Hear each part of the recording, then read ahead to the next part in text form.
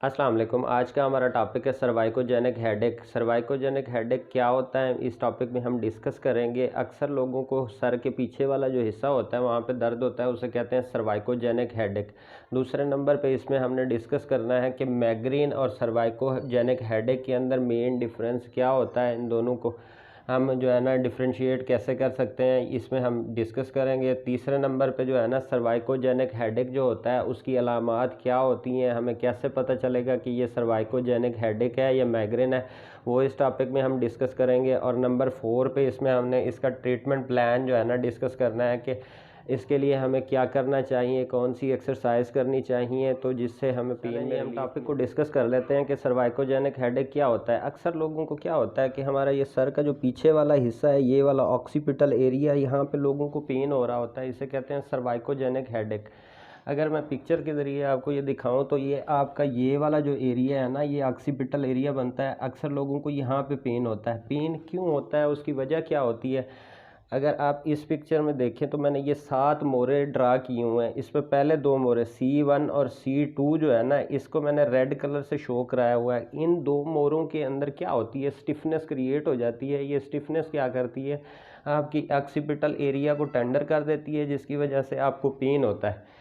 इसमें और क्या होता है, इसमें ये होता है कि जब आप कोई मूवमेंट परफॉर्म करते हैं, मूवमेंट परफॉर्मेंस के दौरान क्या होता है कि आपकी पेन जो है ना बढ़ जाती है। जैसे कि हम रोटेशंस करते हैं ऐसे करके या ऊपर नीचे कोई नोडिंग मूवमेंट्स हम करते हैं, तो उसकी वजह से ये आपका हेडेक इंक्रीज़ हो जाता है, तो इसे कहते हैं सर्वाइकोजेनिक हेडेक कहा जाता है। चलें जी, नंबर 2 पे हम इसमें डिस्कस कर लेते हैं कि सर्वाइकोजेनिक हेडेक और माइग्रेन के अंदर क्या डिफरेंस होता है। इसके अंदर आपको मैं 3 मेजर डिफरेंस बताऊंगा कि इन दोनों में क्या डिफरेंस होता है। नंबर 1 पे जो डिफरेंस आता है उसे कहते हैं नेक स्टिफनेस का। नेक स्टिफनेस से मुराद ये है कि आपके गर्दन का ये ऊपर वाला जो हिस्सा है जिसको सर्वाइकोजेनिक हेडेक होगा, उसमें ये स्टिफ होगा।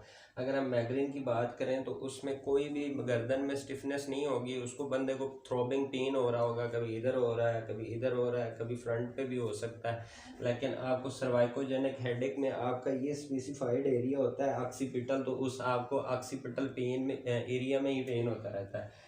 नंबर 2 पे अगर हम इसका डिफरेंस देखें तो रिड्यूस्ड ROM, मतलब जिसको सर्वाइकोजेनिक हेडेक होगा उसकी रेंजेस भी कम हो जाएंगी। वो मतलब लिमिटेशन होगी, यहाँ तक जाएंगी, इससे आगे नहीं जाएंगी, थोड़ी सी मतलब टेंडर हो जाएंगी। अगर वो मूवमेंट भी करेगा तो उसमें भी उसको क्या होती है, प्रॉब्लम होती है।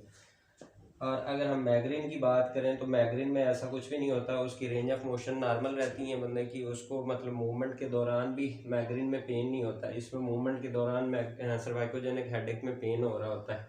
नंबर 3 पे जो है ना, इसका जो मेजर डिफरेंस है वो होता है कि पेन जो होता है सर्वाइकोजेनिक हेडेक में मैकेनिकल फैक्टर से जो है ना वो इंक्रीज हो जाता है। जस्ट फॉर एग्जांपल, अगर हम किसी बैड पोस्चर में सोए, बैड पोस्चर में सोने की वजह से उसकी वजह से आपका पेन इंक्रीज हो जाएगा। आपने मतलब मोशन की, आपको मतलब कफ हो गई, कफिंग होगी, स्नीजिंग होगी, छींकें वगैरह आना, उसकी वजह से सर्वाइकोजेनिक हेडेक जो होता है वो इंक्रीज़ हो जाता है। एज सच अगर हम माइग्रेन की बात करें तो उसके ऊपर इन सब चीज़ों का कोई इफेक्ट नहीं आता।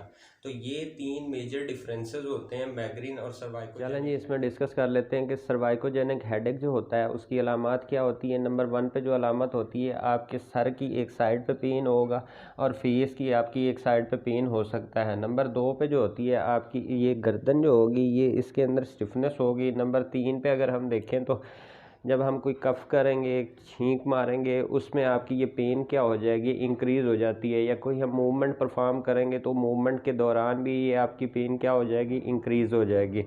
नंबर 4 पे अगर हम देखें तो ये सर्टेन पोस्चर, अगर हम किसी स्पेसिफिक पोस्चर में बैठे होंगे तो उसमें भी आपकी पेन जो होगी इंक्रीज़ हो जाएगी। अगर ये 4 अलामात आपके अंदर मौजूद हैं तो इसका मैं आपको ट्रीटमेंट बताने लगा हूँ। आप ये ट्रीटमेंट करें तो इंशाल्लाह आपका ये सर्वाइकोजेनिक हेडेक का प्रॉब्लम हल हो। नंबर 4 पे हम इसमें डिस्कस कर लेते हैं कि सर्वाइकोजेनिक हेडेक का ट्रीटमेंट क्या होता है। सबसे पहले आपने जो आपका गर्दन का एरिया स्टिफ होता है वहाँ पे आपने हीट अप्लाई करनी है। हीट कितनी देर के लिए अप्लाई करनी है, 10 to 15 मिनट्स के लिए आपने हीट अप्लाई करनी है। दिन में आप ये 3 टाइम अप्लाई कर सकते हैं ताकि आपके जो सर्वाइकल के मसल टाइट हैं वो उससे रिलीज़ होना शुरू हो जाएं। दूसरे नंबर पे स्लीपिंग के दौरान या किसी भी मतलब आप पोस्चर में बैठते हैं, अगर आपको पेन होती है तो आपने ब्रेस यूज़ करना है। ब्रेस यूज़ करने से क्या होगा, आपकी फारवर्ड बेंडिंग नहीं होगी। फारवर्ड बेंडिंग को प्रिवेंट करने के लिए आपने ब्रेस का यूज़ करना है। नंबर 3 पे क्या होती है, नंबर 3 पे आपने गुड पोस्चर मेंटेन करना है। अपनी सिटिंग और जो है ना लाइंग के दौरान आपको चाहिए कि फारवर्ड बेंड होके ना बैठें।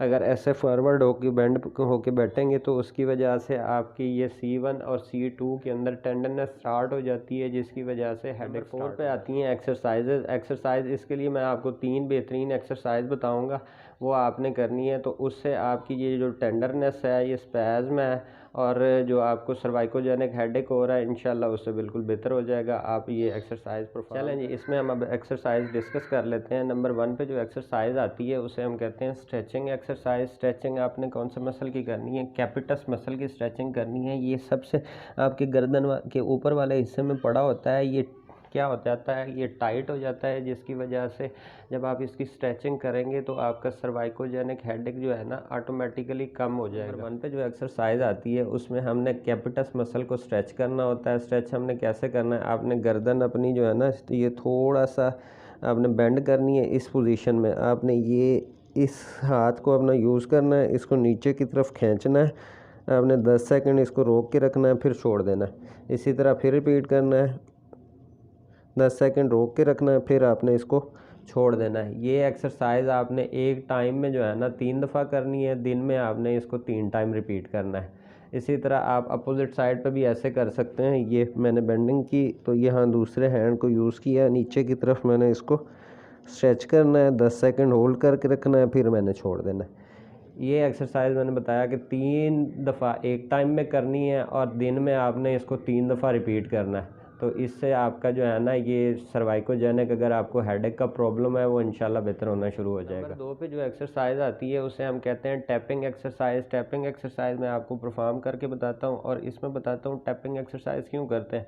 जब हम टैपिंग करते हैं बार बार उस एरिया की, तो टैपिंग की से क्या होता है, आपका ब्लड फ्लो वहाँ पे इंक्रीज़ हो जाता है। ब्लड फ्लो के इंक्रीज़ होने की वजह से वहाँ पे जो स्टिफनेस होती है वो कम होना शुरू हो जाती है। ये आपकी जो लॉन्ग फिंगर है ना, लॉन्ग फिंगर आपने ये ऑक्सीपिट एरिया से लेके आनी है। लेके आके यहाँ पे आपको एक गर्दन की तरफ लेके आएंगे तो ग्रूव फील होगा। यहाँ ग्रूव पे रखनी है आपने, अपनी दूसरी फिंगर इसके ऊपर रखनी है और ये टैप करना है। ये आपने ऐसे एक्सरसाइज करनी है। इसको जो है ना एक टाइम में आपने 30 टाइम रिपीट करना है और इसको दिन में 3 टाइम जो है ना आप कर सकते हैं। इससे आपका जो हेडेक है वो इंशाल्लाह बेहतर होना शुरू हो जाएगा। 3 पे जो एक्सरसाइज आती है उसे कहते हैं हम पुलिंग एक्सरसाइज। पुलिंग एक्सरसाइज हम इसलिए करते हैं, जब हम फॉरवर्ड इसको पुल करेंगे अपनी नेक को, तो उसके अंदर C1 C2 के अंदर जो टेंडरनेस होती है वहाँ पे स्पेस थोड़ी सी इंक्रीज़ होती है। तो वो टेंडरनेस क्या होती है, ऑटोमेटिकली रिड्यूस होना शुरू हो जाती है। जब वो टेंडरनेस कम हो जाएगी तो ऑटोमेटिकली आपका जो है सर्वाइकोजेनिक हेडेक का प्रॉब्लम है। उसके लिए आपको चाहिए होता है बेल्ट या कोई टॉवल आप ले सकते हैं, कोई कपड़ा आप उसके लिए यूज़ कर सकते हैं। आपने इसमें क्या करना है, अपनी गर्दन को नीचे की तरफ झुकाना है। झुकाने के बाद आपने ये बेल्ट जो है ना अपने ऊपर वाला जो C1 C2 एरिया है, जो गर्दन का सबसे ऊपर वाला एरिया है, वहाँ पे रखना है। आपने इसको जो है ना 45 डिग्री पे जो है ना इसको खींचना है। इसको 10 सेकंड आपने होल्ड करके रखना है, फिर छोड़ देना है। फिर आपने इसको 10 सेकंड जो है ना होल्ड करना है। अगर मेरी वीडियो पसंद आई हो तो मेरे चैनल को सब्सक्राइब करें, लाइक करें और बेल आइकन के बटन को दबाना मत भूलें ताकि मेरी आने वाली मज़ीद वीडियोज़ आप तक बआसानी पहुँच सके। Thank you so much. अल्लाह हाफिज़।